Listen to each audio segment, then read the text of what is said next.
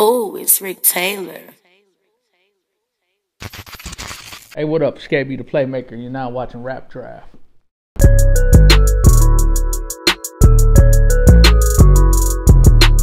Yo, what's going on, man? It's your boy Rick Taylor back with another episode of the Rap Draft. I got my dog, the Playmaker, here with me, man. What's going on? What's happening, Rick? I've been waiting to get on the show. Oh, man, nothing much, man. You finally here, man. Here. Yeah, so basically... That mean I made it. Yeah, there you go. You know what I'm saying? So basically here on the Rap Draft, we like to interview artists of all kinds. Whether you a CEO, a rapper, singer, producer, whatever you do, this is a platform for you. And we pretty much like let the fans know more about you and what you do in a day in your life. So with that being said, my first question for you is, where was you born and raised? Milwaukee, Wisconsin. Mm-hmm. Now, where did you grow up in Milwaukee? Ghost Town, 53206 area code. Mm-hmm. Ghost Town. I know all about them days and around that way, man. So I kind of grew up around that way myself growing up in different areas. Now, for you growing up in Milwaukee, Ghost Town specifically, what was like your childhood like growing up? Man, it's fucked up. But we made the best of it because back then, friendship meant everything. You know, we were like real family back then, you know, unlike now. You know, it wasn't too much backstabbing going on around that time. Right. Now, for the people who want to know, like, who are you? I'm a marketing guru. I provide the oohs and the ahs to the artists. You know, they come to me when they want something real unique to bring to the table. Mm-hmm. Now, for the people who want to know, like, I'm glad you said that. What do you do? Like, when you say like bring spectacular stuff or stuff to the table, like, what all do you do? Like your job title? It's really marketing. Mm-hmm. You know, street team work, marketing work, providing a unique look that get the looks. That's what I like to call it. If you want something different than any other artist, you come to me. Okay. Now, what or who inspired you to get into what you're into right now? Like, man, I've been doing this since the early 2000s. Like, I've been doing street team work for about 20 years, 22 years. You know, I've been in the music, doing the music industry since, like, I'd like to say 26, 27 summers. Mm-hmm. So, yeah. I mean, if you do it every day, you just get better and better at your craft. And this ain't nothing different. You know, if you've been doing it 20 years, you have to think outside the box. You start getting more and more creative with the things that you want to bring to the table. You try to stay ahead of the curve and different from everybody else that's doing the same thing you're doing. All right.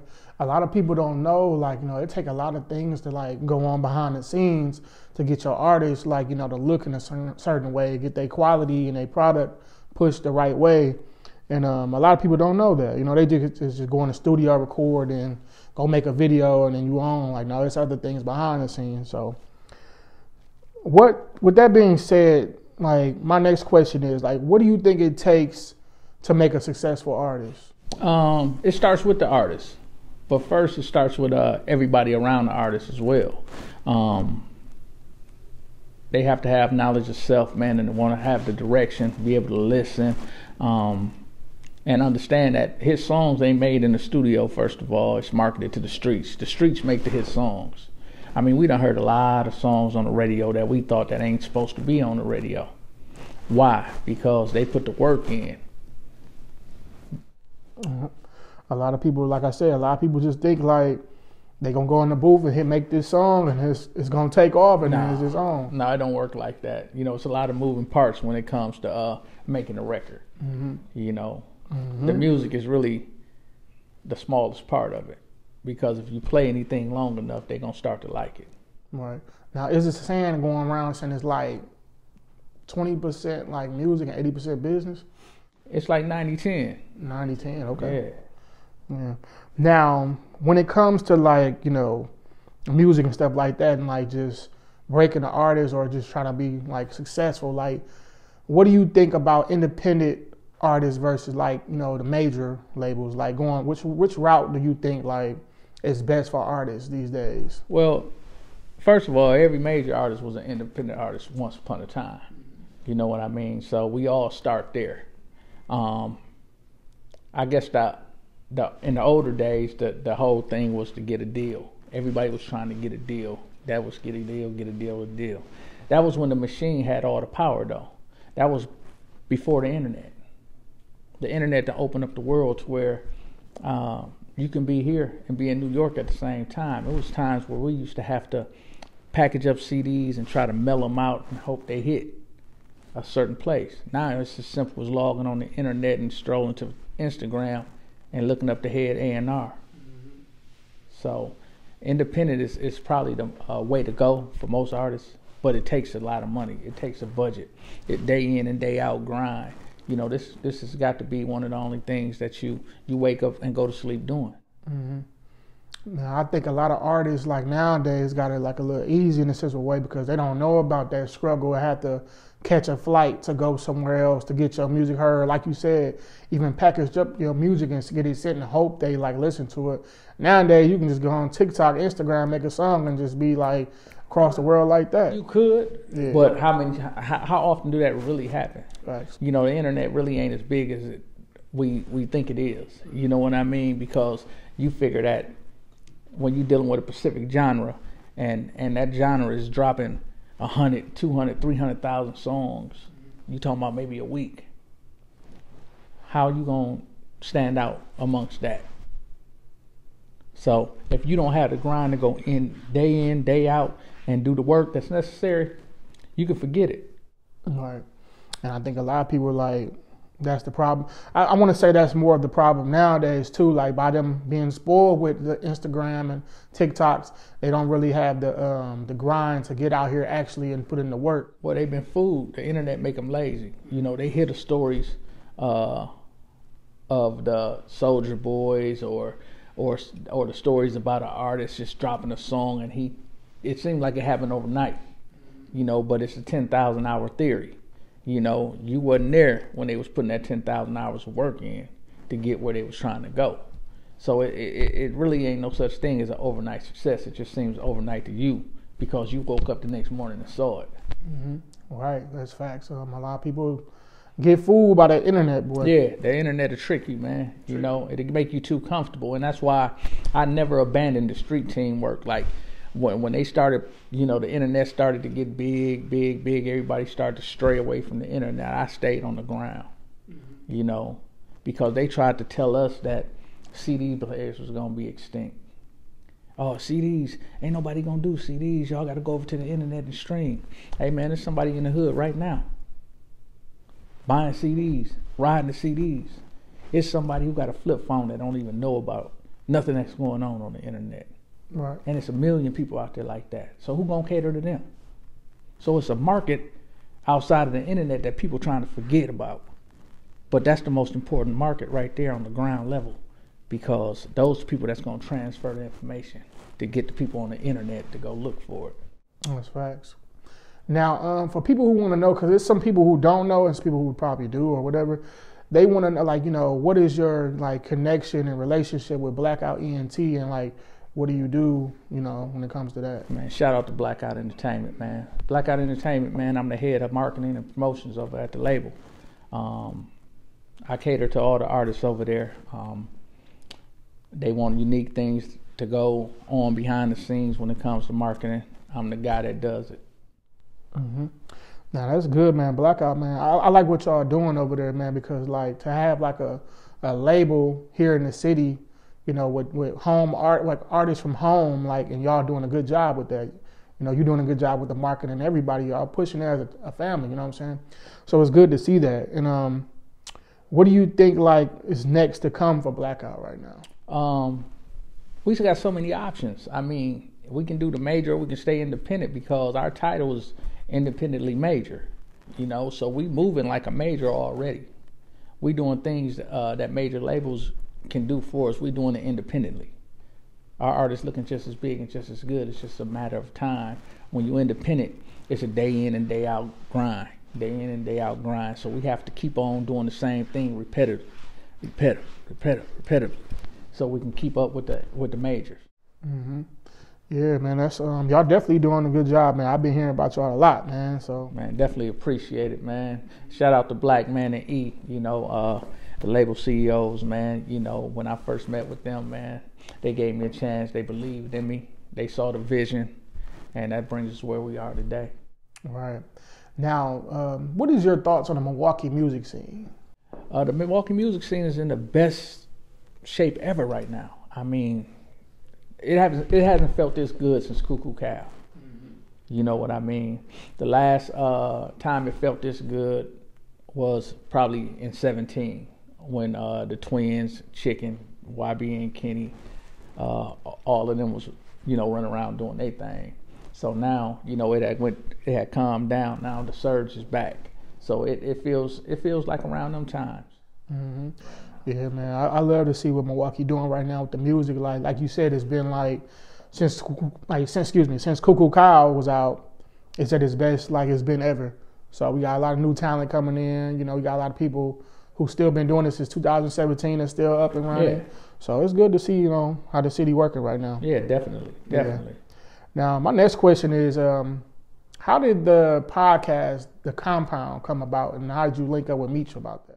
Well, me and Meech always been working. Me and Meech been quietly working on a lot of things in the background of the music scene since 2016. We've been working and grinding and been plotting and planning to put things together with the artists.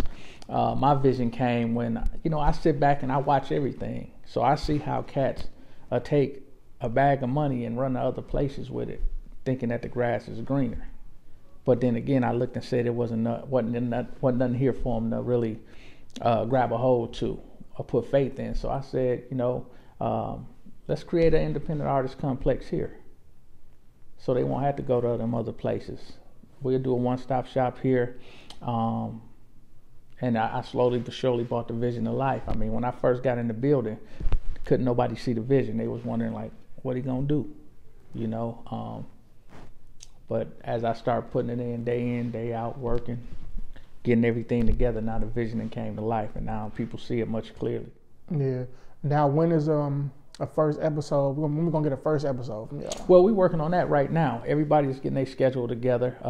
We got Slick Talk with Scales, we got Gender Wars, and then we got Meech and I with the platform. We all got different days, different times, so we're putting all the whole schedule together. But it'll be in the next 2 weeks, probably after when this interview air. The episodes are probably already ran, maybe 2 or 3 of them.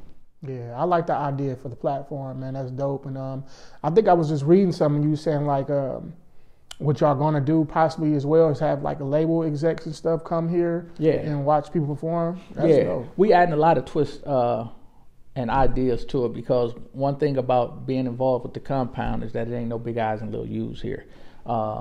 This complex is going to be really intern ran. You can come up off the street with a budget of $500 and come here to take a photo, do a video, get your album cover done. You'll be able to make great strides with your music. We offer publishing, we offer tour merch, and we also offer full-time marketing. So it's one of them things where I think that any artist can take advantage of it. Mm-hmm. This is definitely a game changer right here, bro. Yeah. I'm here for it. I can't wait to see it, start unfolding even more. Yeah. So, yeah, absolutely. Congratulations to that. Thank you. Now, you've been in this game for a while, and since we were just talking about the platform show, how you're gonna have labels come down here and stuff. How did you get your connections with the industry and stuff like that? Man, I'm deeply rooted in the music industry. My brother used to work for Death Row. I stayed out in LA 6 years. I worked for multiple labels. I don't walk multiple artists into labels to talk to VPs and presidents. So I've been doing that since the late 90s, early 2000s. So the relationships is real thick. So we able to really reach out and touch people that other people normally wouldn't be able to touch, and get them to come in and be a part of what we're doing. Yeah. Now, since I like how you mentioned that, you said your brother used to work for Death Row and you live in LA. What was those times like being around that time? Well, those times, those was dangerous times out there. You know what I mean? It's nothing like Milwaukee. It's certain places you just can't go, certain things you just can't do. So it was a cultural shock for me, and it had good and bad memories out there. It had some good and bad memories. I done took a few people out there who thought it was like Milwaukee, and they got fooled by the palm trees, and certain things start to happen and unfold, and let them know it was real out there, because it do get real out there. They most definitely do. Yeah. You gotta watch what you like, what you wear, and watch where you at and all that stuff. All that. So, Now, what is your goals with the compound and the platform, podcast and stuff like that? Well, my goal with the compound, man, is to breed the new era of stars, a new generation. We focusing on the new generation. You know what I'm saying? We focus on the kids, man, that really got the talent and they really don't know they got the talent.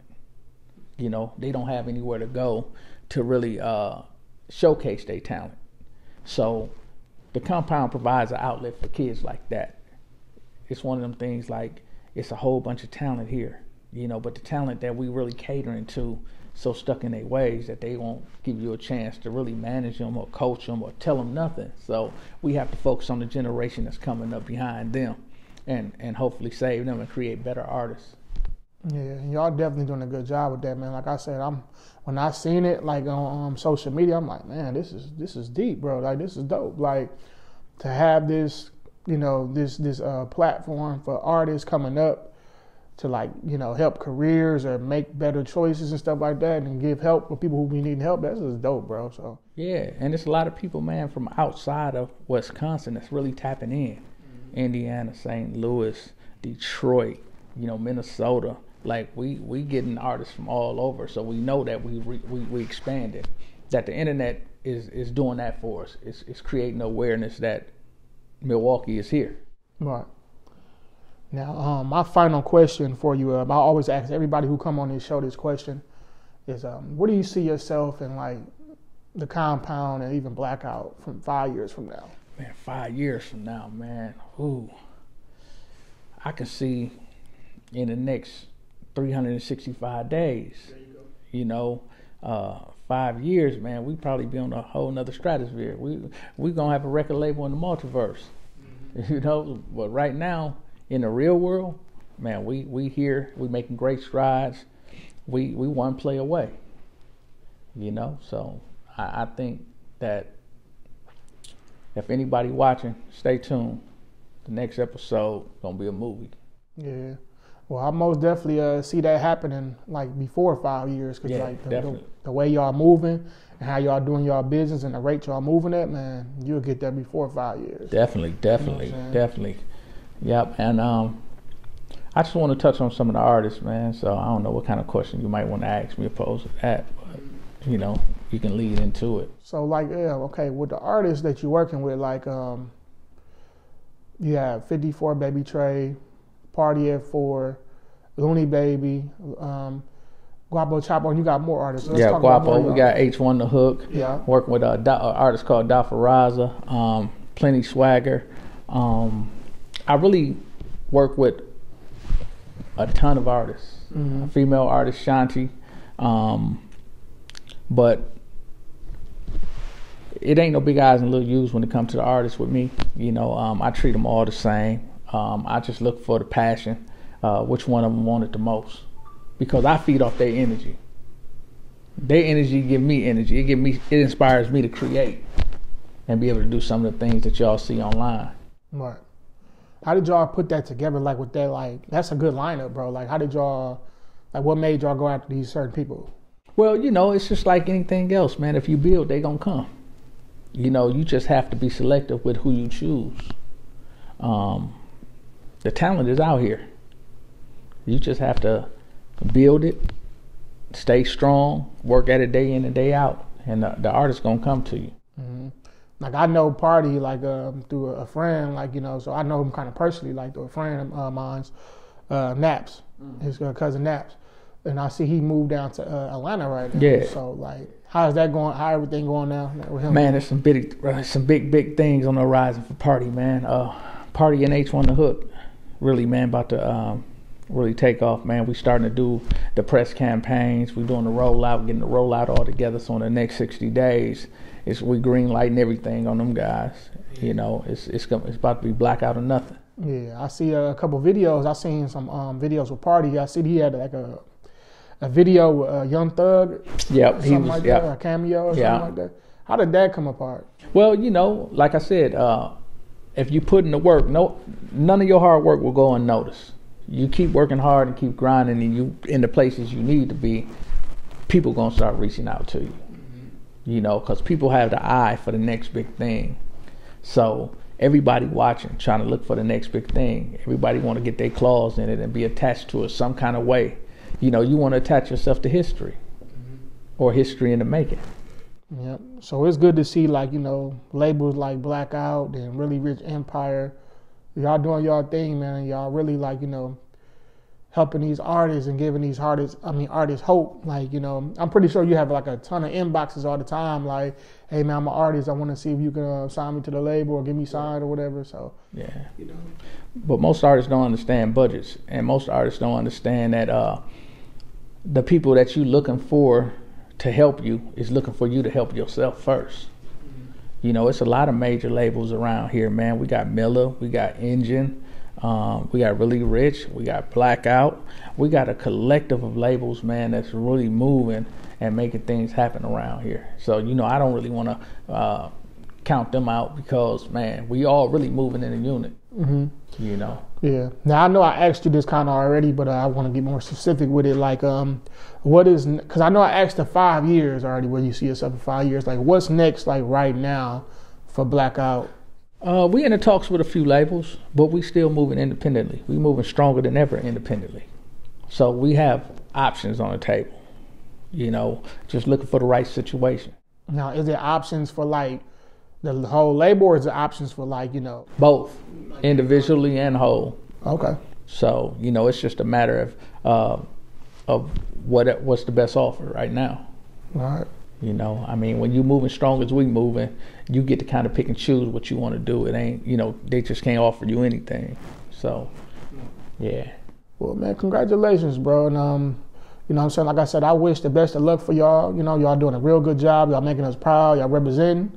So, like I said before, I definitely could see all this happening before 5 years. Oh, definitely. You know, most definitely, because y'all put in the work, bro. Like every day, man. Day in and day out. Yeah. Got a good lineup, you know what I'm saying? Good marketing, good product, you know what I'm saying? Good head on y'all shoulders, pretty much.